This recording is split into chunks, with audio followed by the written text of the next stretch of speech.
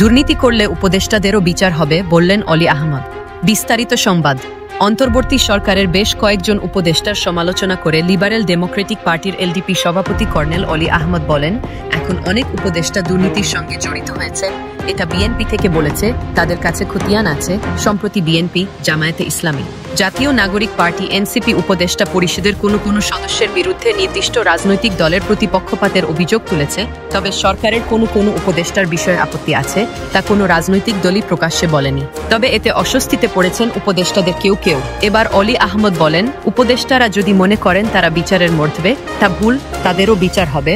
অন্তর্বর্তী সরকার এনজিওদের নিয়ে গঠিত উল্লেখ করে অলি আহমদ বলেন, যাদের সরকার পরিচালনা করার ন্যূনতম কোনো যোগ্যতা নেই। লিবারেল ডেমোক্রেটিক পার্টি এলডিপি 20তম প্রতিষ্ঠাবার্ষিকী উপলক্ষে আয়োজিত আলোচনা সভায় একথা বলেন অলি আহমদ। আজ রোববার বেলা 3টায় রাজধানীর রমনার ইঞ্জিনিয়ার্স ইনস্টিটিউশন বাংলাদেশ আইবি মিলনায়তনে অনুষ্ঠানটির আয়োজন করে দলটি দেশের রাজনীতিবিদের দুর্নীতি এবং দূরদর্শিতার অভাবে আওয়ামী লীগ সরকার গঠন করে উল্লেখ করে অলি আহমদ বলেন, হাসিনার সাহায্যে ভারত সরকারের সাহায্যে সরকার গঠন করে একজন রাজনীতিবিদকে বুঝতে হবে আগামী মাসে কি হবে, 6 মাস পর কি হবে, 2 বছর পর কি হবে।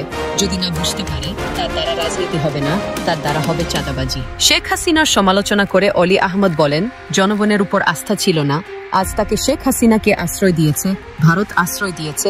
ভারত তাহলে আমাদের বন্ধু কি করে হতে পারে, যারা বাংলাদেশের 18 কোটি মানুষকে লুণ্ঠন করেছে, বাংলাদেশের মানুষকে ভিক্ষুকে পরিণত করেছে, দেশটাতে আইনের শাসন নাই, ন্যায় বিচার নাই, লুটপাটের দেশ হিসেবে পরিণত করেছে।